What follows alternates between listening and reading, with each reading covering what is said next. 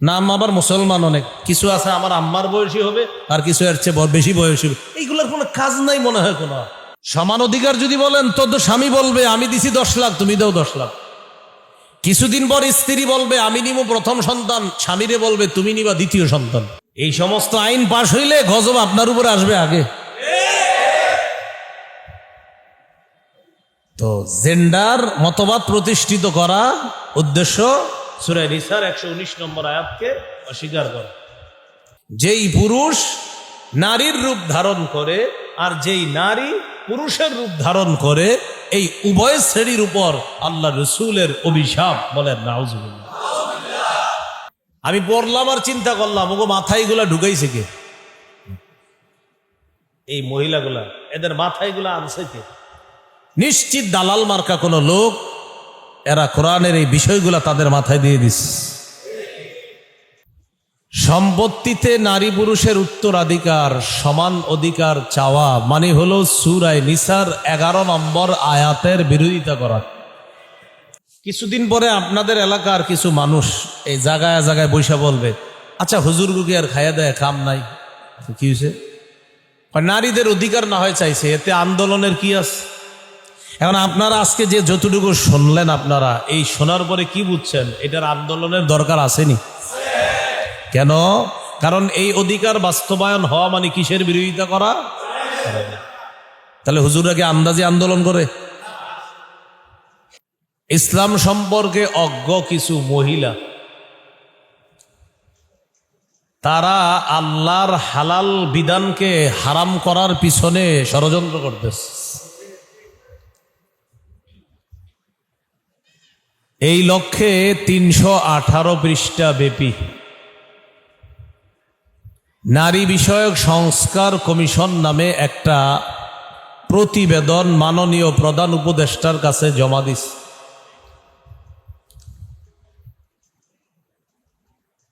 এই প্রতিবেদনের অনেকগুলা অধ্যায় আছে।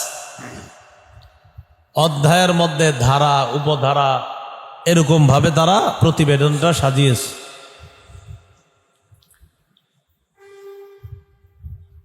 এর মধ্যে একটা ধারা হলো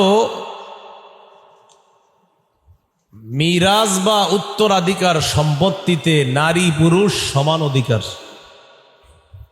নারী পুরুষ কি অধিকার? সমান অধিকার চেয়েছে। সম্পত্তিতে নারী পুরুষের উত্তরাধিকার, সমান অধিকার চাওয়া মানে হলো সূরা নিসার 11 নম্বর আয়াতের বিরোধিতা করা। বলেন তো, নারী পুরুষের সম্পত্তিতে সমান অধিকার চাওয়া মানে কোন সূরার কত নম্বর আয়াতের বিরোধিতা করা? সূরা নিসার 11 নম্বর আয়াতের বিরোধিতা করা।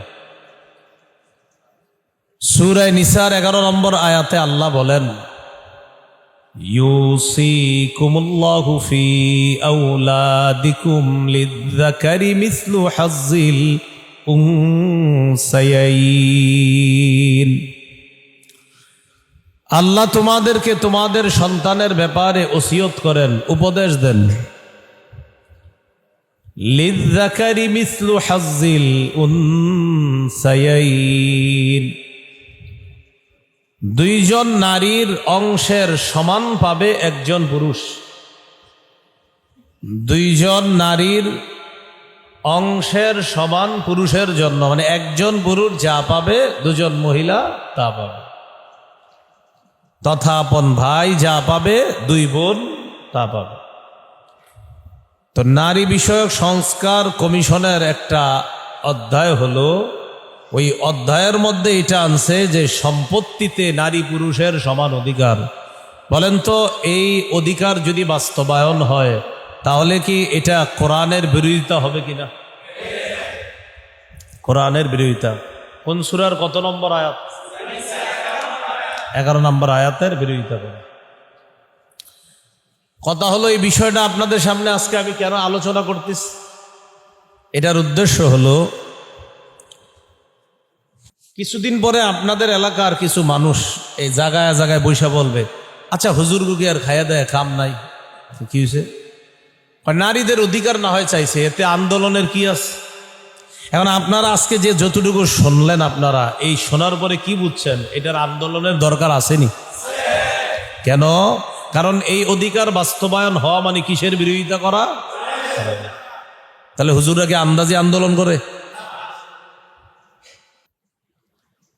নারী বিষয়ক সংস্কার কমিশনের আরেকটা অধ্যায়ের মধ্যে আনছে বহু বিবাহ রোধ বা বহু বিবাহ বিলুপ্ত। বহু বিবাহ রোধ বা বহু বিবাহ বিলুপ্ত দুইটা আনছে। একটা বহু বিবাহ রোধ করা, আর একটা অধ্যায়ের মধ্যে আনছে বহু বিবাহ বিলুপ্ত করা। এখন এটা শুনতে কেমন সুন্দর শোনা যায় যে বহু বিবাহ, কি দরকার আছে এক বিবি থাকতে আরো বিবি, এরকম। কিন্তু এই কথা দ্বারা উদ্দেশ্য হলো সূরা নিসার ৩ নম্বর আয়াতকে অস্বীকার করা। বলেন তো, বহু বিবাহ রোধ বা বহু বিবাহ বিলুপ্ত এই আইন পাশ হওয়া মানে কোন সূরার কত নম্বর আয়াত অস্বীকার করা? এই আয়াতে আল্লাহ বলেন, ফানকিহু মা তাবা লাকুম মিনান নিসাই মাসনা ওয়া সুলাসা ওয়া রুবা'। নারীদের মধ্যে তোমাদের বিয়ে করার জন্য যাদেরকে পছন্দ হবে 2 জন 3 জন 4 জনকে তোমরা বিয়ে করতে পারো। সাথে সাথে আল্লাহ বলে দিয়েছেন, ফাইন খিফতুম আল্লা তা'দিলু ফাওয়াহিদাতান, যদি তোমরা একাধিক স্ত্রীর মাঝে সমতা বিধান করতে সক্ষম না হও, যদি তোমাদের আশঙ্কা হয় যে একাধিক স্ত্রীর মাঝে তোমরা সমতা বিধান করতে পারবা না, ফাওয়াহিদাতান, তাহলে একজন বিবি ঠিক আছে। তাহলে দেখেন, পুরা অংশটা না বইরা এতটুকু অংশ বইরেই মানুষে বুঝাইতেছে। আর বিশেষ করে ঘরের মহিলাদেরকে এটি সহজে বোঝানো যাবে। কিন্তু আল্লাহ তাআলার বিধান যে কোনো পুরুষ যদি সমতা বিধান করতে সক্ষম হয়, তিনি যদি সব অধিকারগুলা বিধান করতে পরিপূর্ণভাবে সক্ষম, একটু এদিক সেদিক করবে না, তার জন্য একাধিক বিয়ে করার বৈধতা ইসলাম দিয়েছে। কিন্তু যদি সমতা বিধান করতে সক্ষম না হয় তাহলে একজন, এটাও আল্লাহ বলে দিয়েছেন। তাহলে নারী বিষয়ক সংস্কার কমিশনের যে একটা অধ্যায়, সেখানে আছে বহু বিবাহ রোধ বা বহু বিবাহ বিলুপ্ত। এটার দ্বারা উদ্দেশ্য সূরা নিসার ৩ নম্বর আয়াতকে অস্বীকার করা। পৃথিবীতে জরিপ চালাইলে দেখা যাবে পুরুষের চেয়ে নারীর সংখ্যা বেশি। এই জন্য বহু বিবাহের এটা একটা ফায়দা, উপকারিতা, যেন নারীরা বৈধ জীবন যাপন করতে পারে। বহু বিবাহের উদ্দেশ্য এই না যে আপনার মনের মধ্যে কোনো খারাপই উদ্দেশ্য, কোনো খারাপ মতলব থাকবে, বিষয়টা এমন না। আপনার প্রথম স্ত্রীর যে মর্যাদা, যদি ওই যে আপনি সক্ষম হন যে তাদের মাঝে সমতা বিধান করতে পারবেন, তাহলে ঠিক সমপরিমাণ মর্যাদা অন্য বিবিকেও যদি দিতে পারেন, সেক্ষেত্রে অনুমোদন, না পারলে একজনই। কিন্তু নারী বিষয়ক সংস্কার কমিশন তাদের এই আইন চাওয়ার উদ্দেশ্য হলো যে আল্লাহর কোরআনকে কিভাবে অস্বীকার করা, এটা হলো ওদের উদ্দেশ্য। তাহলে বলেন তো, একজন পুরুষ বিয়ে করতে পারবে এই বৈধতা দিয়েছে কে? এই হালালকে হারাম করার অধিকার কারো আছে? আচ্ছা, একজন পুরুষ, একজন মহিলা, একজন পুরুষ আর 2 জন মহিলা, মানে আপন ভাই আর 2 জন বোন, বলেন তো 2 বোন যা পাবে 1 ভাই তা পাবে, এই অনুমোদন কার? তাহলে এটার বিরোধিতা করা মানে আল্লাহর হালালকে হারাম করা। আল্লাহ আমাদেরকে হেফাজত করে। নারী বিষয়ক সংস্কার কমিশনের আরেকটা অধ্যায়ের মধ্যে আছে, 10ম অধ্যায়টা শুরু হয়েছে যে বাংলাটা দিয়ে, শুনলে আপনাদের মাথা ঠিক থাকবে না। 10ম অধ্যায় শুরু হয়েছে যে বাংলাটা দিয়ে, সেটা হলো শরীর আমার সিদ্ধান্ত আমার। কি আমার? শরীর আমার সিদ্ধান্ত আমার। এটার দ্বারা উদ্দেশ্য হলো সূরা আরাফের 54 নম্বর আয়াতকে অস্বীকার করা। সূরা আরাফের 54 নম্বর আয়াতে আল্লাহ বলেন, আলা লাহুল খালকু ওয়াল আমর, শোনো সাবধান, সৃষ্টি যার, হুকুম তার। বলেন আমার শরীর, এই শরীরটা এটা সৃষ্টিকার, তাহলে এই শরীর চলবে কিভাবে? হুকুম কার? তাহলে আমার সাথে সবাই বলেন, বলেন শরীর আল্লাহর, সিদ্ধান্ত আল্লাহর। নাকি শরীর আমার, সিদ্ধান্ত আমার? শরীর কার? সৃষ্টিকার, সিদ্ধান্ত কার? তো শরীর আমার, সিদ্ধান্ত আমার দিয়া এটা অস্বীকার করা। সূরা আরাফের 54 নম্বর আয়াত। নারী বিষয়ক সংস্কার কমিশনের আরেকটা অধ্যায়। আমাদের মা বোনরা আল্লাহ প্রদত্ত একটা অসুস্থতার সম্মুখীন হয় মাসে। এই অসুস্থতাকে তারা এখানে লেখছে, এটা হলো একটা সামাজিক কুপ্রথা, কুসংস্কার। এটা বলে কুসংস্কার। অসুস্থ হওয়া নাকি কুসংস্কার? তো জ্বর হইলে আর ডাক্তারের কাছে যায় না কেন? কুসংস্কার। নাকি জ্বর হইলে ওষুধ খাইতে হবে কিনা? তো বলতেছে এই কুসংস্কার বা কুপ্রথা নারীদের এগিয়ে যাওয়ার পথে বাধা। কিসের পথে বাধা? তাদের দাবি হলো নারীরা এখন এগিয়ে যাচ্ছে, যাচ্ছে তো এগিয়ে, জাহান্নামের দিকে এগিয়ে যাচ্ছে। ভালো এটা, হ্যাঁ। একদল স্লোগান দেয় নারীরা এগিয়ে যাচ্ছে, কথা ঠিক, জাহান্নামের দিকে বেশি পরিমাণে এগিয়ে যাচ্ছে। এই জন্য রাসূলুল্লাহ সাল্লাল্লাহু আলাইহি সাল্লাম বলেন, মেরাজের রাতে আমি উকি মেরে দেখেছিলাম, জান্নাত জাহান্নাম দেখছি। তো দেখার পর দেখলাম, জাহান্নাম যখন দেখলাম, সেখানে দেখলাম রাআইতু আকসারা আহলিহা আন-নিসা, জাহান্নামের বেশিরভাগ দেখলাম, বেশি সংখ্যক হলো নারী সম্প্রদায়। কোন সম্প্রদায়? তাহলে নারীরা কি করছে? এগিয়ে যাচ্ছে। কোন দিকে? জাহান্নামে এগিয়ে যাচ্ছে। মানে যে যত পর্দা ছাড়া চলবে, বাইরে এসে ঘুরবে আর বলবে নারীরা এগিয়ে যাচ্ছে, আপনারা বলে দেবেন জি, এই জাহান্নামের দিকে এগিয়ে যাচ্ছে। তাহলে মা বোনদের অসুস্থ হওয়াকে বলতেছে সামাজিক কুপ্রথা, কুসংস্কার, এটা তাদের উন্নতির পথে বাধা। কিন্তু তাদের এই কথা দ্বারা উদ্দেশ্য হলো সূরা বাকারার 222 নম্বর আয়াতকে অস্বীকার করা। দেখছেন কেমনে কেমনে কোরআনের বিরোধিতা করে। আর আমি চিন্তা করি, আমি যখন পড়লাম এটা, আমি পড়লাম আর চিন্তা করলাম, ওগো মাথায় এগুলা ঢুকাইছে কে? এই মহিলাগুলা, এদের মাথায় এগুলা আনছে কে? নিশ্চিত দালাল মার্কা কোনো লোক, এরা কোরআনের এই বিষয়গুলা তাদের মাথায় দিয়ে দিচ্ছে। সূরা বাকারার 222 নম্বর আয়াতে আল্লাহ বলেন, ইয়াসআলুনাকা আনিল মাহিদ কুল হুয়া আযান ফা'তাযিলুন নিসা ফিল মাহিদ। তারা আপনাকে অসুস্থতা সম্পর্কে জিজ্ঞাসা করে, আপনি বলেন এটা একটা কষ্টদায়ক বিষয়। নারীদের অসুস্থতা এটা একটা কষ্টদায়ক বিষয়, অস্বস্তিকর একটা বিষয়, খুব কঠিন কষ্টদায়ক বিষয়।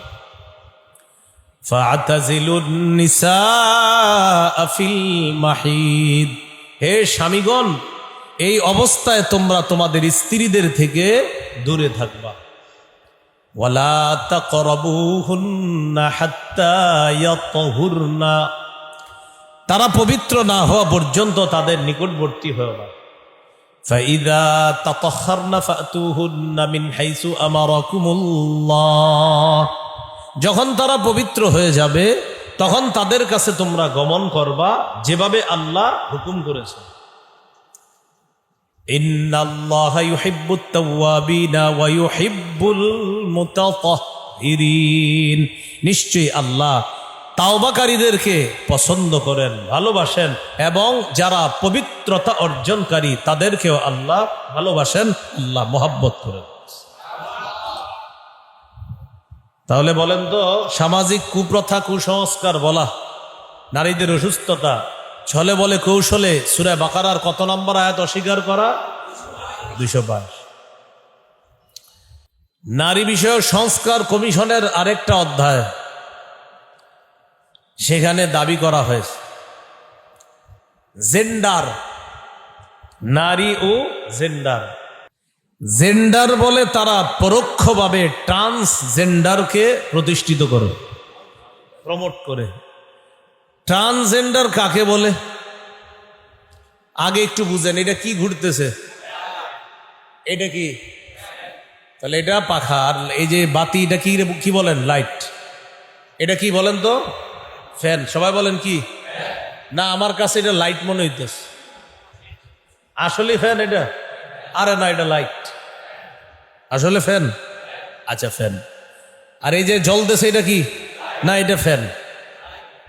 এটা এই যে ফ্যানের লাইট মনে হওয়া আর লাইটের ফ্যান মনে হওয়া, এটা কি সুস্থতা না পাগলামি?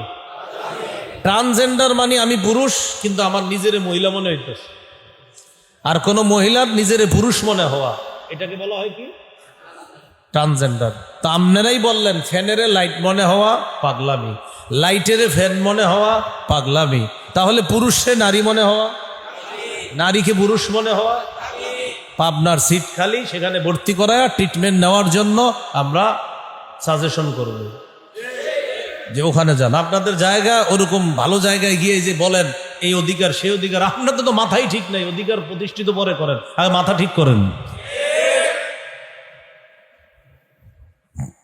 মানে ওইটা আপনারা সুন্দর বলবেন। ফ্যানেরে এই যারা বলে যে কোনো পুরুষ যদি বলে যে আমার নিজের নারী মনে হয়, ওরে বলবেন ফ্যানেরে তোর কি মনে হয়?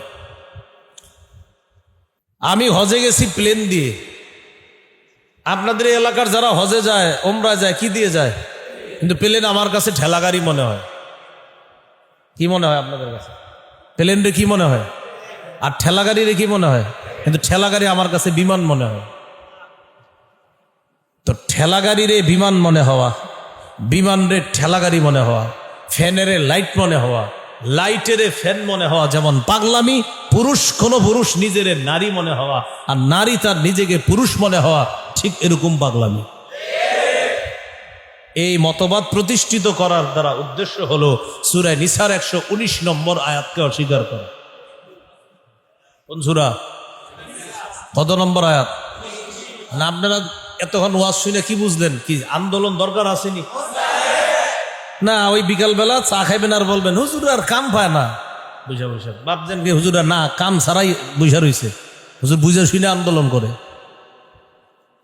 এই সমস্ত আইন পাশ হইলে গজব আপনার উপরে আসবে আগে। তো জেন্ডার মতবাদ প্রতিষ্ঠিত করা উদ্দেশ্য সূরা নিসার 119 নম্বর আয়াতকে অস্বীকার করা।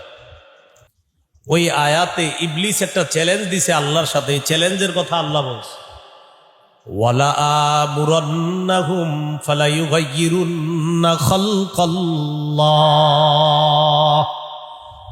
ইবলিস চ্যালেঞ্জ করে বলে, আল্লাহ আমি মানুষকে হুকুম করব তারা যেন আল্লাহর সৃষ্টি পরিবর্তন করে ফেলে। কি পরিবর্তন করে? তাহলে বলেন তো সৃষ্টি বিকৃত করা, পরিবর্তন করা, এটা কার মতবাদ বলেন? ইবলিসের। এটা ইবলিস। সহিহ বুখারীর বর্ণনা 5885 নম্বর হাদিস, লাআনা রাসূলুল্লাহি সাল্লাল্লাহু আলাইহি ওয়াসাল্লাম আল মুতাশাব্বিহিনা মিনার রিজালি বিন নিসা ওয়াল মুতাশাব্বিহাত মিনান নিসাই বির রিজাল। যেই পুরুষ নারীর রূপ ধারণ করে আর যেই নারী পুরুষের রূপ ধারণ করে, এই উভয় শ্রেণীর উপর আল্লাহ রসুলের অভিশাপ। বলেন নাউজুবিল্লাহ। তাহলে আপনারা বলেন এমন কোন মতবাদ প্রতিষ্ঠিত হওয়া যেই মতবাদের উপর আল্লাহ নবীর অভিশাপ চলতে থাকে, এমন কোন অভিশপ্ত কাজ আমাদের মুসলিম দেশে হোক, এটা কি আমরা চাই? এই জন্য ওলামায়ে কেরামের ডাকে আন্দোলনে সাড়া দেওয়া দরকার আসেনি? এই আইন প্রতিষ্ঠিত করা মানে কোরআনের বিরুদ্ধে সরাসরি আঘাত করা, অ্যাকশন নেওয়া। আল্লাহ হেফাজত করেন। নারী বিষয়ক সংস্কার কমিশনের আরেকটা অধ্যায়, সেই অধ্যায়ের মধ্যে আছে বিবাহ ও বিবাহ বিচ্ছেদের ক্ষেত্রে নারী পুরুষ সমান অধিকার।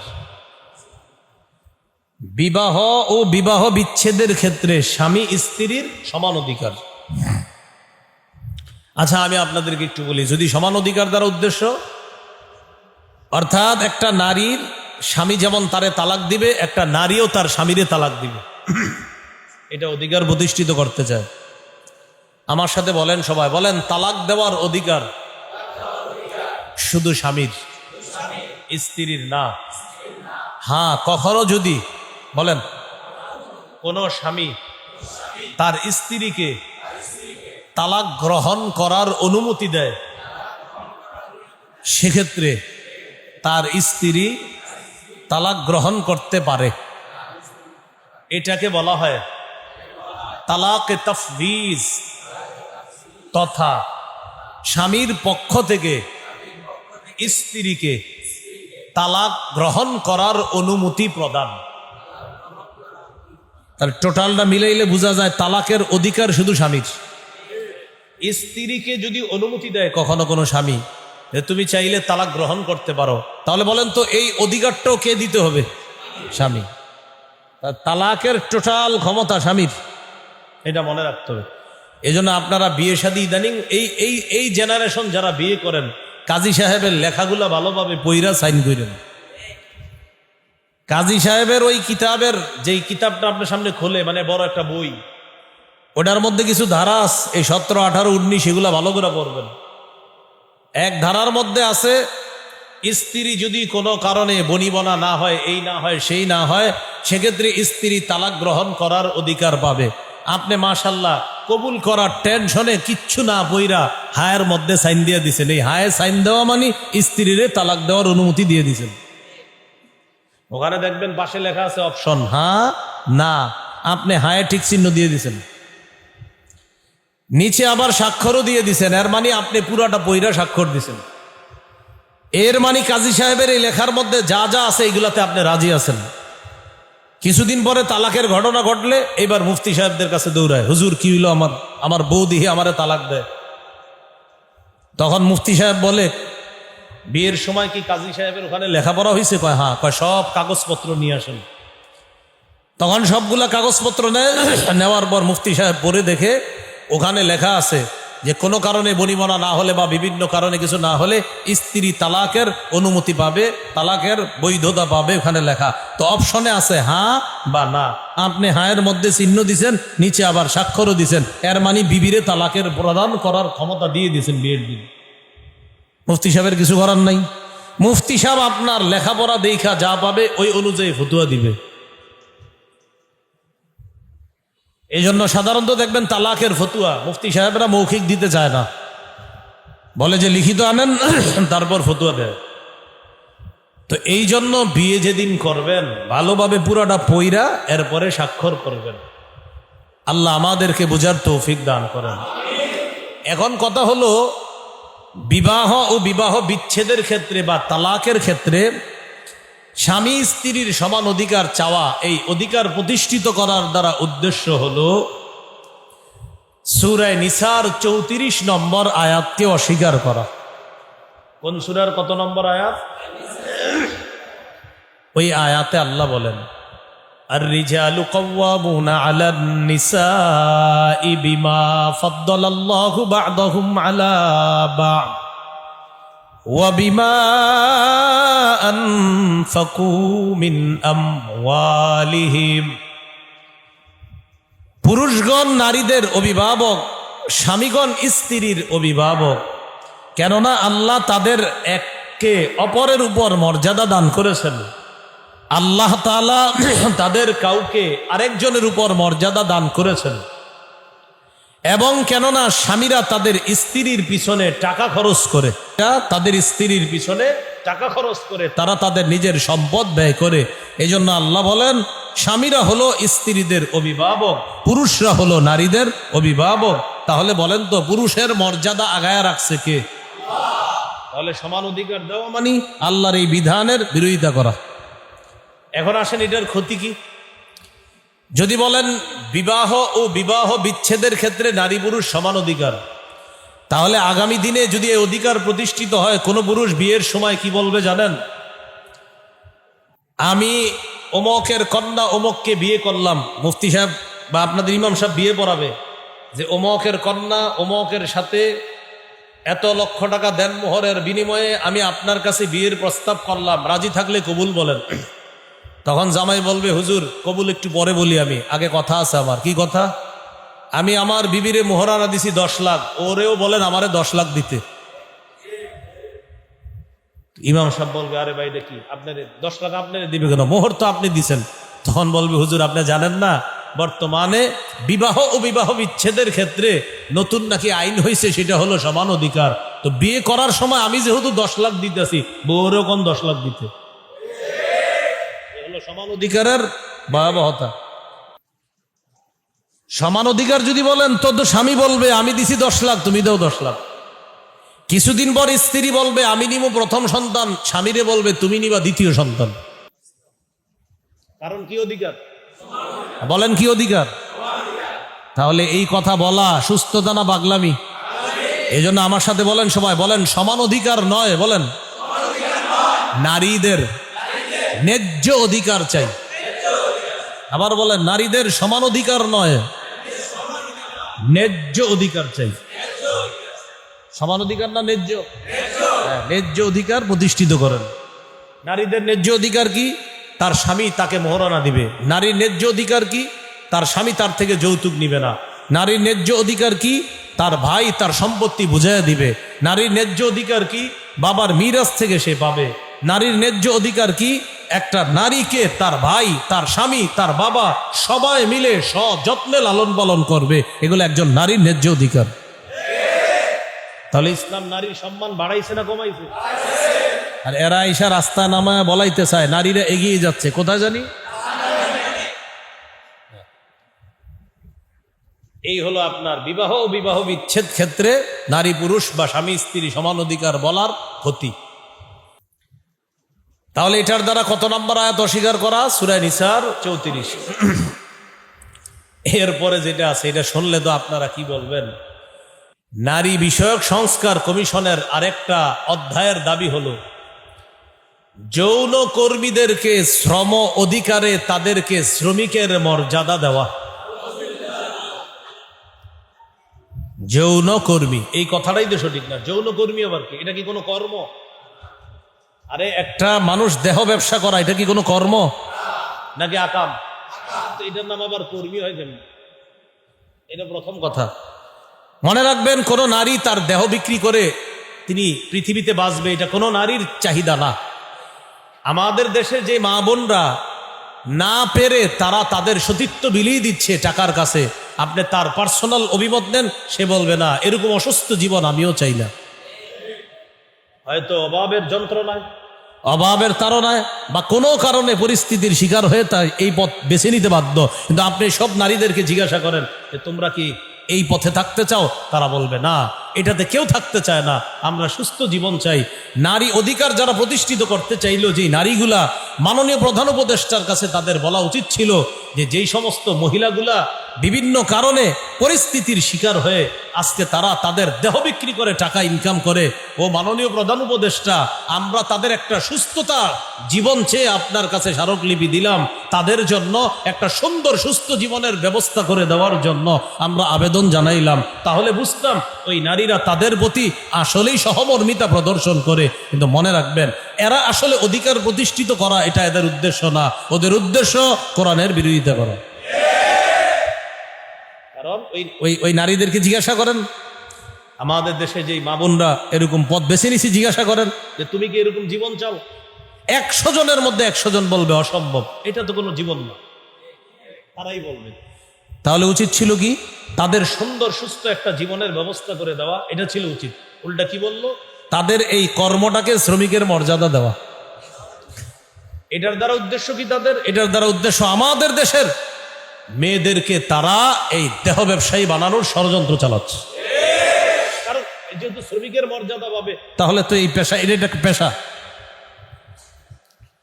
এটার ক্ষতি কি? এই জাতীয় ফালতু অধিকার যদি প্রতিষ্ঠিত হয় আমাদের দেশে, যারা ধর্ষণ করে ওরা বলবে আমাদেরকেও শ্রমিকের মর্যাদা দেওয়া। কেন? ধর্ষণ এটা করতে অনেক কষ্ট, দস্তাদস্তি করতে হয়, বিভিন্ন বাড়িতে যাইতে হয়, অনেক কষ্ট, ছুরি ধরতে হয়, অস্ত্র ধরতে হয়। মাননীয় প্রধান উপদেষ্টা, আমাদের কি কষ্ট হয় না? অথবা আমাদেরকেও শ্রমিকের মর্যাদা দেন। যদি এই জাতীয় ফালতু অপকর্মকে শ্রমিকের মর্যাদা দেওয়া হয়, ধর্ষক চাইবে শ্রমিকের মর্যাদা। চোর শ্রমিকের মর্যাদা চাইবে। চোর বলবে আমার চুরি করতে অনেক কষ্ট হয়। কে চোর কি বলবে? যে না, চুরি করতে আমার অনেক কষ্ট হয়। আর চুরি করতে তো কষ্টই হয় বেটার। প্রথমে দেখবে অন্ধকার আছে কিনা, এরপরে দেখবে এখানে গেলে ধরা খাওয়ার আশঙ্কা আছে কিনা, কতগুলো টেনশনের পরে বেটায় চুরি করা লাগে। তখন বেটায় বলবে কি, আমিও শ্রমিকের অধিকার চাই। কেন? চুরি করতে অনেক কষ্ট হয়। তাহলে এই জাতীয় অধিকার প্রতিষ্ঠিত করার দ্বারা উদ্দেশ্য সূরা নূরের 2 নম্বর আয়াতকে অস্বীকার করা। 18 পারা 9 নম্বর পৃষ্ঠা সূরা নূর 2 নম্বর আয়াতকে অস্বীকার করা। এই আয়াতে আল্লাহ তাআলা বলেন, আয-যানিয়াতু ওয়াজ-যানি ফাজলিদু কুল্লা ওয়াহিদিম মিনহুমা মিআতা জালদা। ব্যভিচারিণী নারী পুরুষ তাদেরকে 100 বেত্রাঘাত করো, যদি তারা অবিবাহিত হয়। যদি বিবাহিত হয় তাহলে পাথর মেরে হত্যা করো। ওয়ালা তা'খুযকুম বিহিমা রাফাতুন ফি দীনিল্লাহি ইন কুনতুম তুমিনুনা বিল্লাহি ওয়াল ইয়াউমিল আখির। তাদেরকে শাস্তি দেওয়ার সময় তোমাদের অন্তরে যেন কোনো দয়ার উদ্রেক না হয়, তোমাদের অন্তরে যেন মায়া কাজ না করে তাদেরকে শাস্তি প্রদান করার সময়, যদি আল্লাহকে আর আখিরাতকে বিশ্বাস করে। ওয়ালিয়াশহাদ আযাবাহুমা তাইফাতুম মিনাল মুমিনিন। তাদেরকে শাস্তি দেওয়ার সময় একদল মুমিন যেন উপস্থিত থাকে। কেন?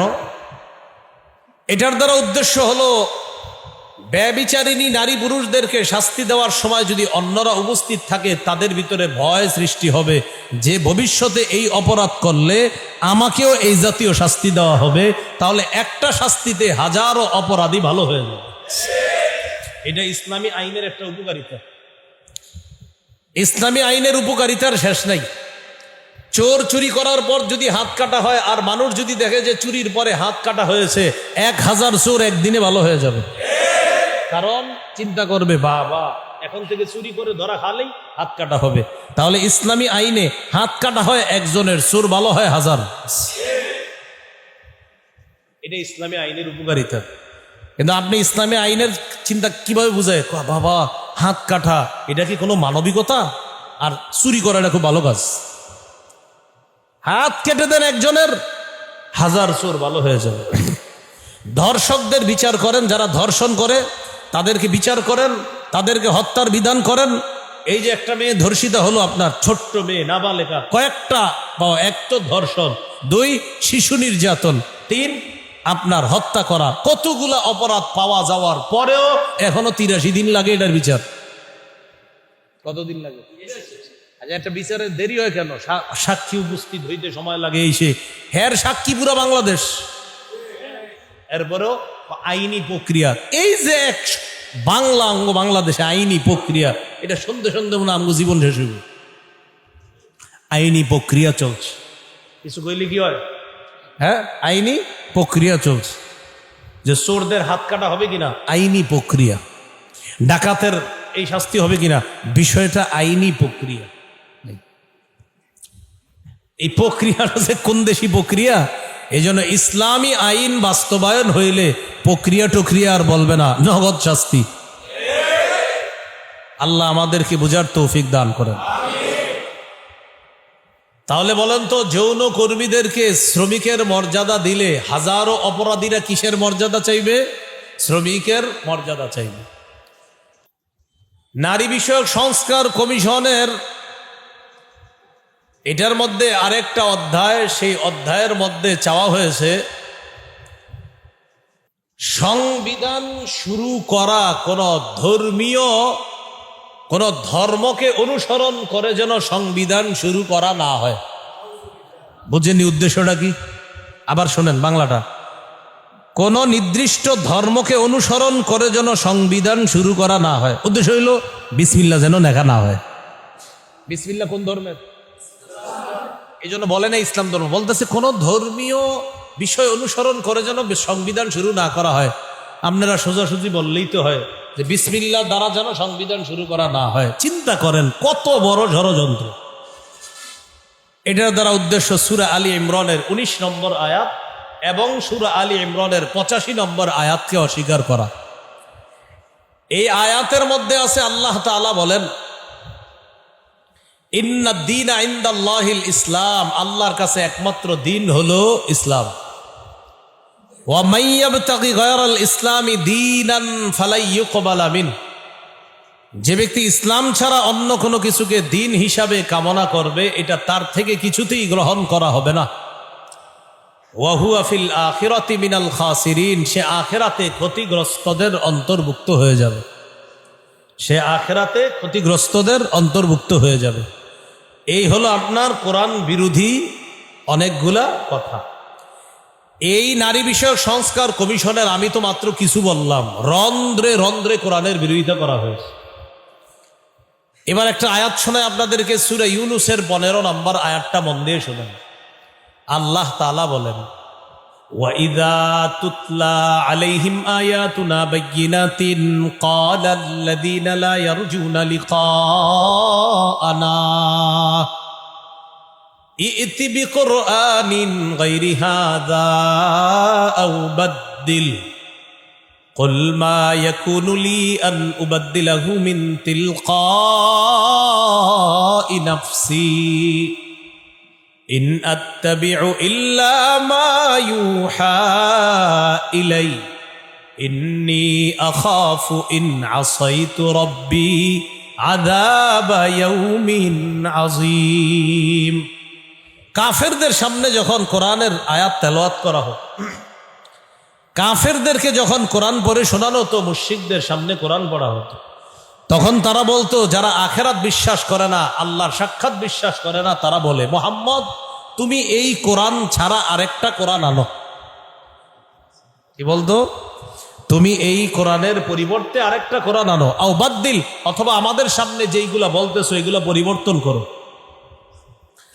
আল্লাহ বলেন, নবী আপনি বলেন, মা ইয়াকুনু লি আন উবাদদিলাহু মিন তিলকাই নাফসি, নবী আপনি বলেন আমার পক্ষে এটা বৈধ না, এই ক্ষমতা আমার নাই আল্লাহর কোরআনের কোনো বিষয় পরিবর্তন করা। ইন আত্তাবিউ ইল্লা মা ইউহা ইলাই, আমি শুধুমাত্র অনুসরণ করি ওই ওহীর যে ওহী আমার কাছে প্রেরণ করা হয়। ইন্নী আখাফু ইন আসাইতু রাব্বি আযাবা ইয়াউমিন আযীম, আমি যদি আমার রবের নাফরমানি করি তাহলে কঠিন দিনের আযাবের ভয় করতেছি আমি। আল্লাহর নবীকে আল্লাহ বলতেছে, হাবিব আপনি বলেন যে আপনার ক্ষমতা নাই কোরআনের কোনো কিছু পরিবর্তন করা, যেখানে পৃথিবীর শ্রেষ্ঠ মানুষকে আল্লাহ এটা শিখিয়ে দিচ্ছেন যে আপনি বলেন কোরআনের কোনো কিছু পরিবর্তন করার ক্ষমতা আমার নাই। অথচ এই যুগে আইসা মুসলমান দেশে আমরা তাকায়া তাকায়া দেখতে হচ্ছে একদল ইসলাম সম্পর্কে অজ্ঞ কিছু মহিলা সরাসরি কোরআনের বিরুদ্ধে কোরআনের আইন পরিবর্তনের পিছনে লাগছে। নাম আবার মুসলমান অনেক, কিছু আছে আমার আম্মার বয়সী হবে, আর কিছু এর চেয়ে বেশি বয়সী হবে। এইগুলোর কোনো কাজ নাই মনে হয়, কোনো তাসবিহ পড়েন, আল্লাহ আল্লাহ করেন, জিকির করেন ঘরে বসে, না হে গেছে কোরআনের বিরুদ্ধে আইন প্রতিষ্ঠিত করে। তাহলে বলেন তো, আমাদের নবীর পক্ষেও কোরআনের একটা বিধান পরিবর্তন করার ক্ষমতা দিছে আল্লাহ? দেয় না। এই আয়াত কেন নাজিল করছে আল্লাহ? কাফেররা কি করত, কিছু পশু, হালাল পশু সব হালাল, এই হালাল পশুগুলা দুই ভাগ করত। দুই ভাগ করার পর বলতো এগুলা হলো আল্লাহর আর এগুলা হলো আমাদের দেবদেবীদের। আল্লাহর গুলা তোমরা খাইতে পারবা, আর দেবদেবীদের যেগুলো এগুলা খাইবা না, সাবধান, এগুলো তোমাদের জন্য হারাম। তখন আল্লাহ তাআলা বলে দিয়েছেন, আচ্ছা আমার এই হালাল বিষয়গুলো এক অংশ হালাল করলো, আরেক অংশ হারাম, আবার এক অংশ আমি আল্লাহর জন্য, আরেক অংশ তাদের দেবদেবীদের জন্য, এই বিচার ওদেরকে শিখেছি কি? আল্লাহ বলে দিচ্ছে, সাআমা ইয়াহকুমুন, তাদের বিচার কতই না মন্দ। এই কথাটা সূরা আনআমের 136 নম্বর আয়াতে আছে।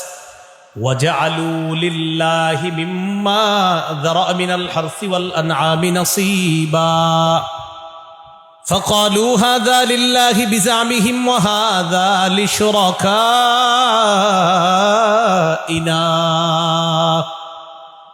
আল্লাহ যেই সমস্ত ফসল এবং গবাদি পশু সৃষ্টি করেছেন, এইগুলার মধ্য থেকে কাফেররা অংশ নির্ধারণ করে সাব্যস্ত করে, তারা নিজেদের ধারণা অনুযায়ী বলে এগুলা হলো আল্লাহর জন্য আর এগুলা হলো লিশরাকাইনা, আমাদের দেব দেবীদের জন্য। নাউজুবিল্লাহ। তাহলে বলেন তো, হালাল জিনিসের অংশকে হারাম করা এই স্বভাবটা কাদের? বলেন বলেন সবাই, কাদের? হালালকে হারাম করতে চাওয়া বা হারাম করা এটা কাদের স্বভাব? কাফেরদের স্বভাব। এখন আপনারা বলেন, কাফেরদের কোন স্বভাব প্রতিষ্ঠিত হোক কোরআনের বিরুদ্ধে, মুসলিম হিসাবে কি চান সবাই?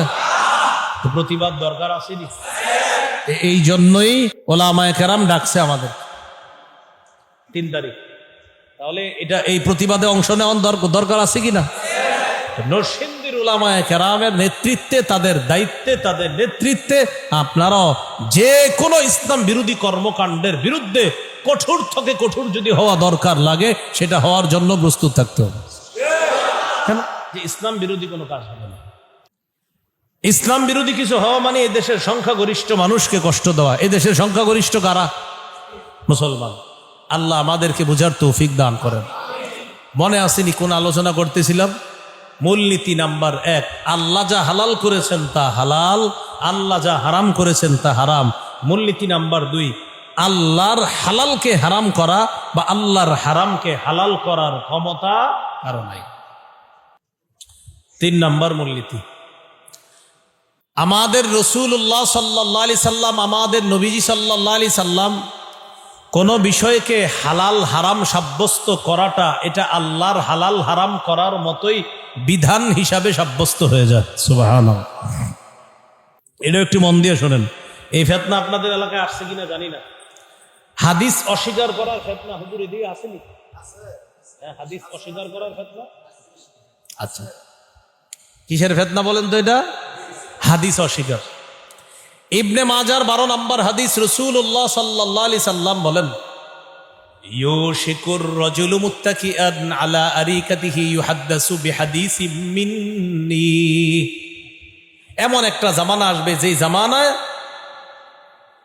আমার উম্মতের কিছু মানুষ এইভাবে সিংহাসনে হেলান দিয়ে বসা থাকবে, ভাব সাব আলাদা।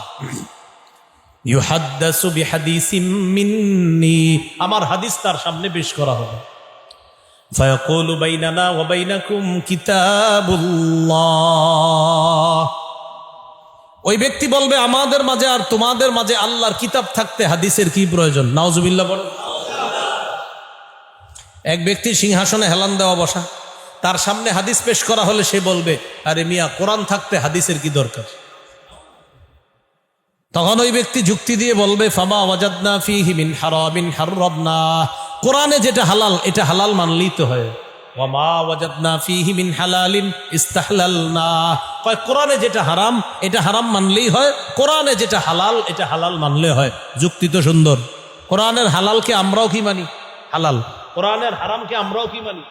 হারাম। ওই ব্যক্তিও বলতেছে কোরআনের হালাল হারাম মানলেই তো হয়, কিন্তু আমাদের নবী বলেন, আলা ওয়া ইন্নামা হাররামা রাসূলুল্লাহি মিসলু মা হাররামাল্লাহ। শোনো, রাসূলুল্লাহ সাল্লাল্লাহু আলাইহি সাল্লাম যা হারাম করেছেন, নবীর হারাম করাটা আল্লাহর হারাম করার মতোই হারাম হয়ে যায়। সুবহানাল্লাহ। তাহলে বলেন তো, শুধু কোরআন না শুধু হাদিস না কোরআন হাদিস? যেমন কোরআনে আছে, ওয়া আকিমুস সালাহ, তোমরা নামাজ পড়ো। সূরা হুদের 114 নম্বর আয়াতে আছে, ওয়া আকিমিস সালাতা তারাফাইন নাহারি ওয়া যুলাফাম মিনাল লাইল। দিনের 2 প্রান্তে রাতের কিছু অংশে তোমরা নামাজ পড়ো, মানে 5 ওয়াক্ত নামাজ পড়ো। 5 ওয়াক্ত নামাজ পড়া ফরজ, এই কথা কোরআনে আছে। কোরআনে আছে নামাজ পড়া ফরজ, কিন্তু ফজরের নামাজ 2 রাকাত ফরজ, এটা কোরআনে নেই। কোরআনে আছে নামাজ পড়ো তাই নামাজ পড়া ফরজ, কিন্তু ফজরের নামাজ 2 রাকাত পড়া ফরজ, এটা হাদিসে আছে। কোরআনে আছে নামাজ পড়ো তাই নামাজ পড়া ফরজ, জোহর আসর এশার নামাজ 4 রাকাত, এটা আছে হাদিসে। কোরআনে আছে নামাজ পড়ো তাই নামাজ পড়া ফরজ, মাগরিবের নামাজ 3 রাকাত পড়া ফরজ, এটা আছে হাদিসে। তাহলে বলেন তো, ফজর 2 রাকাত পড়বো, শুধু কোরআন মেনে পড়া সম্ভব না কোরআন হাদিস মেনে? জোহর আসর এশা 4 রাকাত পড়বো শুধু কোরআন মেনে না কোরআন হাদিস মেনে? মাগরিব 3 রাকাত পড়ি কি মেনে? কোরআন হাদিস মেনে। এবার আমার সাথে বলেন, হাদিস মানা মানি, কোরআন মানা। আবার হাদিস মানা মানিও, কোরআন মানা। কেন না? বলেন কেন না? কোরআনে আছে, আমার নবী নিজে থেকে কিছু বলে না, যা বলে ওহী থেকে বলে, আমি আল্লাহর থেকেই বলে।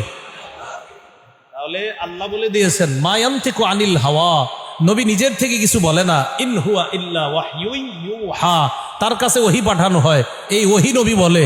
তাহলে হাদিসও ওহী, কোরআনও ওহী। হ্যাঁ, কোরআনের ওহী তেলাওয়াত করা হয়, হাদিসেরটা তেলাওয়াত করা হয় না, কিন্তু দুইটাই ওহী। আল্লাহ রসুলের হাদিস মানা মানিও, আল্লাহর কথা মানা। কারণ আল্লাহ তাআলা বলেছেন আমার নবী যা বলে এটাও আমার নবী নিজের পক্ষ থেকে বলে না, ওহী আসে সেখান থেকে নবী বলে। এবার আপনারা বুঝে থাকলে বলেন, কোরআনে আছে নামাজ পড়ো, কি আছে? এই জন্য নামাজ পড়া ফরজ। বলেন তো ফজর 2 রাকাত, এটা কই আছে? কোরআনে আছে নামাজ পড়ো, তাই নামাজ পড়া ফরজ। জোহর আসর এশা 4 রাকাত কোথায় আছে? কোরআনে আছে নামাজ পড়া ফরজ। মাগরিব 3 রাকাত কোথায় আছে? এই জন্য শুধু কোরআন না, শুধু হাদিস না, কোরআন হাদিস। এই হলো 3 নাম্বার কথা, যে আমাদের নবী কোনো বিধান দেওয়া এটাও আল্লাহর বিধানের মতোই বিধান হয়ে যায়। 4 নাম্বার, হালাল স্পষ্ট, হারাম স্পষ্ট। হালাল হারামের মাঝে কিছু বিষয় আছে সন্দেহযুক্ত। সহিহ বুখারীর 52 নম্বর হাদিস, রাসূলুল্লাহ সাল্লাল্লাহু আলাইহি সাল্লাম বলেন আল হালালু বায়্যিনুন ওয়াল হারামু বায়্যিনুন ওয়া বাইনাহুমা মুশাব্বাহাত। হালাল স্পষ্ট, হারাম স্পষ্ট, এই দুইটার মাঝে কিছু আছে সন্দেহযুক্ত। ফামানিত্তাকাল মুশাব্বাহাত ফাকাদ ইস্তাবরাআ লিদীনিহি ওয়া ইরজিহি। যেই ব্যক্তি সন্দেহযুক্ত জিনিস থেকে বাঁচলো, সে তার দিন এবং তার মর্যাদা রক্ষা করলো। হালাল স্পষ্ট, হারাম স্পষ্ট। যেমন বলেন তো, আপন মায়ের সাথে দেখা দেওয়া কি? বলেন, বা সবাই দিয়ে চুপ রইলেন। আপন চাচির সাথে দেখা দেওয়া, এটা বলেন না কেন সবাই? হ্যাঁ, আপন চাচির সাথে দেখা দেওয়া হারাম, বলেন সবাই। মুখ দিয়ে আসতেছে না, কারণ দেখা তো দেন। আপন মায়ের সাথে দেখা দেওয়া হালাল, বলেন সবাই কি? আপন চাচির সাথে দেখা দেওয়া হারাম। হুজুর আমারে ছোটবেলা থেকে কোলো করে মানুষ করছে, তো কি হয়েছে? হারাম। বলেন আপন খালার সাথে দেখা দেওয়া, আপন মামির সাথে দেখা দেওয়া। তাহলে আপন মা হালাল, আপন খালা হালাল। আপন চাচির সাথে দেখা দেওয়া হারাম, আপন মামির সাথে দেখা দেওয়া হারাম। এবার বলেন আপন বোনের সাথে দেখা দেওয়া, ভাবির সাথে দেখা দেওয়া, খালাতো, ফুফাতো, চাচাতো, জ্যাঠাতো, এই তো সেই তো, সিস্টার ইন ল, অমুক ইন ল, তমুক ইন ল, সব। তাহলে যত তো খালাতো, জ্যাঠাতো, চাচাতো, মামাতো, ফুফাতো, তালাতো, এই তো, পাতানো, সেই তো, এই সব সে আমার বোনের মতো। মতো বোন না, কিসের মতো? কি না, মানে মোবাইলে পরিচয় হয়েছে, আমার আসলে বোনের মতো, আমি আমি তারে দিনই পরামর্শ দিই। আপনি বোনের মতো, বোন না। তো মোবাইলে যেটা, এটা হলো পাতানো, বললাম না পাতানো। খালতো, চাচাতো, মামাতো, ফুফাতো, তালতো ইত্যাদি, আর পাতানো। পাতানো মানে কয় বোনের মতো, মতো বোন না, হারাম। তাহলে আপন বোন দেখা দেওয়া হালাল, আপন মা দেখা দেওয়া, আপন খালা দেখা দেওয়া, আপন ফুফু দেখা দেওয়া হালাল। এবার আসেন আপন চাচি দেখা দেওয়া হারাম, আপন মামি, আপন খালাতো বোন, আপন মামাতো বোন, আর যেই মামাতো হোক, আপন হোক, শতালু হোক, ওটালু হোক, হারাম। বাবির সাথে দেখা দেওয়া হারাম, খালাতো বোন, মামাতো বোন, চাচাতো বোন, জ্যাঠাতো বোন, ফুফাতো বোন, তাদের সাথে দেখা দেওয়া, বিষয়টা স্পষ্ট। এর মাঝে কিছু আছে সন্দেহযুক্ত। সন্দেহযুক্ত জিনিস কি, এটা থেকে বাঁচবেন। এই এলাকা থেকে কিছু যুবক ঘুরতে যাবে চট্টগ্রাম। ইমাম সাহেব, ওনার কাছে এসে এক যুবক বলতেছে, হুজুর বন্ধুরা চট্টগ্রাম যাবে, আমার একটু মন চাইতেছে। মানে ইমাম সাহেবের সাথে ভালো সম্পর্ক ওই ছেলেটার। তো ইমাম সাহেব বুঝাইছে, যাবেন ভালো কথা, নামাজ ঠিকঠাক মতো পড়বেন তো? হুজুর নামাজ ইনশাল্লাহ কিচ্ছু হবে না। ঠিক আছে। আচ্ছা, আপনার বন্ধুরা যে যাবে গান টান বাজাবে? তো তখন বন্ধুদেরকে জিজ্ঞাসা করছে, তোরা গান টান বাজাবি? কয় না, বাজাবো না। তো ইমাম সাহেব বলছে, ওখানে যাওয়ার পর গান বাজাবে? তখন বন্ধুরা বলল, দেখ সফরের পথে বাজাবো না হয়তো, ওখানে যাওয়ার পর ওই ছোট্ট ছোট্ট দুই একটা বক্স নিয়ে যাবো, একটু আনন্দ উল্লাস করার জন্য হয়তো একটু বাজাবো, প্রয়োজনে তুই শুনিস না, তুই দূরে থাকিস।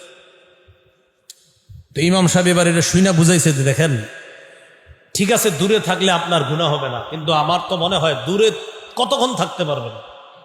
বন্ধুরা আপনারে সাথে নিবে, আপনি দূরে থাকবেন, গান শুনবেন না, কিন্তু ভাই যদি বিষয়টা এমন হয় যে সন্দেহ আছে, আপনি গান শুনে ফেলতে পারেন, ইমাম সাহেব বলছে তাহলে আমার পরামর্শ আপনি যায়েন না, কারণ সন্দেহ আছে, আপনি হারামের মধ্যে জড়িয়ে পড়তে পারেন। তো এরপরে হুজুরের সাথে ওয়াদা করে গেছে, না আমার দ্বারা কিচ্ছু হবে না, গেছে। যাওয়ার পরে বন্ধুরা গান শুনে, ও আসলে শুনে না গান, মাশাল্লাহ। তো গান যখন চলে, এক পর্যায়ে দেখে কুকিল কণ্ঠের এক আওয়াজ আসছে কানে, খুব সুন্দর কোকিল কণ্ঠ, হৃদয়ে ছুঁয়ে যাওয়ার মতো অবস্থা। তখন চিন্তা করলো, এত সুন্দর কণ্ঠ, আচ্ছা আজকে একবার শেষবারের মতো একটু শুনি। অনেকক্ষণ তো শুনি নাই, একটু শুনলে আর কি হবে। এই জন্য মনে রাখবেন, গান অন্তরে নেফাকি সৃষ্টি করে, বাস আপনার নেফাকি সৃষ্টি হয়ে গেল। এই জন্য নবীজি বলছেন, সন্দেহ হলেও দূরে থাকো, দূরে থাকো, হতে পারে ওটার মধ্যে তুমি জড়িয়ে পড়বা। ইমাম সাহেব আপনারে এত বুঝাইলো, আপনি ওটার মধ্যে জড়িয়ে পড়তে পারেন, কিন্তু আপনি বলছেন না, পড়বেন না, পড়বেন না, পড়বেন না, পড়ে গেছেন। এই জন্যই সন্দেহ থেকে যে বাঁচবে, তার দিন তার মর্যাদা আল্লাহ হেফাজত করবে, তার দিন তার মর্যাদা আল্লাহ হেফাজত করবে। আপনাদের এই এলাকায় একটা প্রজেক্টরের ব্যবস্থা হয়েছে, প্রজেক্টর, এটাতে খেলা দেখবে, জুয়ার খেলা দেখবে। এই জন্য এলাকাবাসী একটা পর্দা লাগাইছে খেলা দেখার জন্য। এলাকার ওলামায়ে কেরাম পরামর্শ দিছে, এই জুয়া টুয়া দেখেন না। আমি দেখবো না, দূরের তে খালি স্কোরটা যাই না, চলে আসো। বন্ধুরা দেখতেছে, দূরে গেছে, দূরে গিয়া জিজ্ঞাসা করবে, দোস্ত স্কোর কি? ওই টাইমে জিজ্ঞাসা করার আগেই বন্ধুরা তালি দিছে জোরে, ছক্কা কয়া। তখন হের মনের ভিতরে সৃষ্টি হইল, কি ঘটনা, কি এত উত্তেজনাকর মুহূর্ত, আচ্ছা একটু শেষবারের মতো যাই। এই জন্য আল্লাহ রাসূল বলছেন, হারামের মধ্যে যদি পড়ার সম্ভাবনাও থাকে, কাছে যাও না, হতে পারে পড়ে যাবা। আপনি কেন গেলেন কাছে যাওয়ার কারণে পড়ে যাবেন। এই জন্য সন্দেহযুক্ত জিনিস থেকে বাঁচবেন। সন্দেহ অনেক ধরনের হতে পারে। মসজিদে রওনা করছেন, ইবলিস আল্লাহর কাছে চ্যালেঞ্জ দিছে, সুম্মা লাআতিয়ান্নাহুম মিন বাইনি আইদিহিম ওয়া মিন খালফিহিম ওয়া আন আইমানিহিম ওয়া আন শামাইলিহিম। চারটা কথা ইবলিস বলছে যে আমি চার দিক থেকে আপনার বান্দাদেরকে পথভ্রষ্ট করার চেষ্টা চালাম। কয় দিক থেকে? আমার আপনার দিক কয়টা? চার দিক থেকে ইবলিস চেষ্টা চালায়। এক নাম্বার, সামনে দিয়ে আসবো, ইবলিস বলছে। কাজ না হইলে পিছন দিয়ে আসবো, কাজ না হইলে ডান দিয়ে আসবো, কাজ না হইলে বাম দিয়ে আসবো। একটা ছেলে মসজিদে আসতেছে, ইবলিস ওরে বুঝায় খালি, এই আর মাত্র 3 ওভার আস, তুমি যদি নামাজে যাও এই মুহূর্তে ওভারগুলো শেষ হয়ে যাবে। আর এটা হলো টান টান উত্তেজনাকর মুহূর্ত, একটা অবস্থা চলতেছে। না না, যেমন আমি মসজিদের দিকে আসতেছে, এবার ইবলিস পিছন দিয়ে আইসা বলতেছে, এই শেষ তো, না আমি যাবো না। এবার ডান দিক দিয়ে আসতেছে, ছেলেটা মোটামুটি মসজিদের কাছাকাছি, এশার নামাজই তো পড়বা, এবার বুঝাইতেছে ইবলিস, হ্যাঁ এশা একটু দেরি করে বললেও কিচ্ছু হয় না। তাই তো, এশা তো দেরি করে পড়ার সুযোগ আছে। চিন্তা করলো, না না না, জামাতে পড়বো। এবার ইবলিস বাম পাশে দিয়ে এসে বুঝায়, এই জামাত কি আর দুনিয়াতে হবে না? বন্ধুরা একসাথে জামাত করে নিলেই তো হয়। মসজিদের সামনে আইসা ছেলেটা আবার চলে গেছে। ইবলিস সফল হয়ে গেছে। ওরে নেক্সট শুরুতে ধোকা দিছে, প্রথমে চেষ্টা করছে, কাজ হয় না, শেষে এসে বুঝাইছে এসা দেরিতে বললেও হয়, পরে জামাত করে নিলেও হবে। এবার গিয়ে দেহে প্রিয় দল হাইরে গেছে। মেজাজ এমন খারাপ হয়েছে, হারার পরে এসাও পড়ে নাই, মেজাজ খারাপে সকাল ফজরও পড়ে নাই। এই জন্য রাসূলুল্লাহ সাল্লাল্লাহু আলাইহি সাল্লাম বলছে, সন্দেহ হয় কোনো বিষয়ে, এটা থেকে দূরে থাকো। ইবলিসও তোমারে সন্দেহ দিয়ে বিভিন্ন ভাবে তোমারে গায়েল করার চেষ্টা করবে। কথাগুলো কি বুঝে আসছে সবার? তাহলে সন্দেহযুক্ত জিনিস থেকেও দূরে থাকতে হবে। 4টা জিনিস আবার বলি। 1 নাম্বার, আল্লাহ যা হালাল করেছেন তা হালাল, আল্লাহ যা হারাম করেছেন তা হারাম। 2 নাম্বার, আল্লাহর হালালকে হারাম করার সাধ্য কারো নাই। তিন নাম্বার, আমাদের নবীর কোনো বিষয়কে বিধান হিসাবে বলা আর এটাতে আল্লাহর সমর্থন থাকা, এটাও আল্লাহর বিধানের মতোই কার্যকর হয়ে যায়। চার নাম্বার, হালাল স্পষ্ট, হারাম স্পষ্ট, মাঝে আছে কিছু সন্দেহযুক্ত বিষয়, এগুলা থেকে বেঁচে থাকা। এর মধ্যে সবচেয়ে গুরুত্বপূর্ণ যে অংশটা আমি আলোচনা করেছি, হালালকে হারাম করা, হারামকে হালাল করার সাধ্য কারো নাই। যেমন নারী বিষয়ক সংস্কার কমিশনের, সেখানে কয়েকটা বিষয় বলেছিলাম। এক নাম্বার, যে তারা নারীদের জন্য একটা অধিকার চেয়েছিল, সেটা হলো সমান অধিকার। এই সমান অধিকার প্রতিষ্ঠিত করা সূরা নিসার 11 নম্বর আয়াতকে অস্বীকার করা। এর মধ্যে আরেকটা হলো, সেটা হলো এই যে বিবাহ বিচ্ছেদ ইত্যাদি ক্ষেত্রে নারী পুরুষ বা স্বামী স্ত্রী তারা সমান, এটার দ্বারা সূরা নিসার 34 নম্বর আয়াতকে অস্বীকার করা। এরপরে আরেকটা আছে, শরীর আমার সিদ্ধান্ত আমার, এটার দ্বারা সূরা আরফের 54 নম্বর আয়াতকে অস্বীকার করা। এরপরে এটার মধ্যে আরেকটা আছে, যৌন কর্মীদেরকে শ্রমিকের মর্যাদা দেওয়া, এটার দ্বারা সূরা নূরের 2 নম্বর আয়াতকে অস্বীকার করা। তো এই বিষয়গুলো আপনারা মোটামুটি আশা করি ভালো করে শুনছেন। যতটুকু শুনছেন পুরো আলোচনাটা আমি আবার সংক্ষেপে বলি, শোনেন, যেহেতু একটু পরে আপনাদেরকে পরীক্ষা করবে, করার পরে ওই পুরস্কার দিবে। এখন হলো পুরস্কার পাবেন, এই জন্য মন দিয়ে শোনেন, পুরাটা সংক্ষেপে বলতেছে। হালাল হারাম বিধানটা আল্লাহ দিয়েছেন। একটা হাদিসের কিতাব আছে সিলসিলাতুস সহিহা, 2256 নম্বর হাদিস এই কথাটা আছে। 2 নাম্বার, আল্লাহর হালালকে হারাম করার সাধ্য কারো নাই, ক্ষমতা কারো নাই, এই ব্যাপারে সহিহ বুখারীর 5267 নম্বর হাদিস। 3 নাম্বার, রাসূলুল্লাহ সাল্লাল্লাহু আলাইহি সাল্লাম যা বিধান হিসাবে দেন, এটাও আল্লাহর বিধানের মতো কার্যকর হয়ে যায়, ইবনে মাজার 12 নম্বর হাদিস। 4 নাম্বার, হালাল স্পষ্ট হারাম স্পষ্ট, মাঝে কিছু সন্দেহযুক্ত, সহিহ বুখারীর 52 নম্বর হাদিস। এই হলো শিরোনামের 4টা কথা। মাঝে কিছু কথা বলা হয়েছে, কাফেররা নবীর জামানায় নবীর কাছে কোরআন বিরোধী আইন চাইত। এই বিষয়ে সূরা ইউনূসের 15 নম্বর আয়াত আপনাদের সামনে পেশ করেছিলাম। কাফেররা নবীরে বলতো, মুহাম্মদ কোরআনের পরিবর্তে আরেকটা আনো। এই বিষয়টা আছে সূরা ইউনূসের 15 নম্বর আয়াতে। কাফেররা হালালকে 2 ভাগ কইরা এক অংশ হারাম আরেক অংশ হালাল সাব্যস্ত করত। এই বিষয়টা সূরা আনআমের 136 নম্বর আয়াতে আছে। এটা আমি বলেছিলাম, এক অংশ আল্লাহর, এক অংশ দেবদেবীদের। এই হলো মৌলিক কিছু কথা। মাঝের যেই কথাগুলা সেটাও ছিল গুরুত্বপূর্ণ। নারী পুরুষ সম্পত্তিতে সমান অধিকার, এই বিষয়টা প্রতিষ্ঠিত করা, মারি সূরা নিসার 11 নম্বর আয়াতকে অস্বীকার করা। এবার সিরিয়াল ভাই বলতেছে। আরেকটা বিষয় ছিল বহু বিবাহ আইন, এটা বিলুপ্ত করা, এর মানে সূরা নিসার 3 নম্বর আয়াত অস্বীকার করা। শরীর আমার সিদ্ধান্ত আমার, এটার দ্বারা সূরা আরফের 54 নম্বর আয়াতকে অস্বীকার করা। এর পরের বিষয়টা ছিল নারীদের অসুস্থ হওয়াটাকে বলা হয়েছে সামাজিক কুপ্রথা, এটার দ্বারা সূরা বাকারার 222 নম্বর আয়াতকে অস্বীকার করা। এরপরে ট্রান্সজেন্ডার মতবাদ প্রতিষ্ঠিত করা, এটার দ্বারা সূরা নিসার 119 নম্বর আয়াতকে অস্বীকার করা। কোন সূরা? সূরা নিসার 119। এরপরে বিবাহ ও বিবাহ বিচ্ছেদ তথা তালাকের ক্ষেত্রে স্বামী স্ত্রী সমান অধিকার, এটার দ্বারা সূরা নিসার 34 নম্বর আয়াতকে অস্বীকার করা। কোন সূরা? সূরা নিসার 34 নম্বর আয়াত অস্বীকার করা। যৌন কর্মীদেরকে শ্রমিকের মর্যাদা দেওয়া, এটার দ্বারা সূরা নূরের 2 নম্বর আয়াতকে অস্বীকার করা। এরপরে সর্বশেষ একটা বলেছিলাম, সংবিধানের শুরুটা কোনো ধর্মের অনুসরণ করে না করা, নাউজুবিল্লাহ, এটার দ্বারা সূরা আলী ইমরানের 19 এবং 85 নম্বর আয়াতের বিরোধিতা করা। এ হলো আজকের মোটামুটি আলোচনা। আর আমি আপনাদেরকে কি প্রশ্ন করব? হ্যাঁ, হুজুর পুরস্কার নিয়ে রেডি হন আপনি, আমি প্রশ্নটা করি।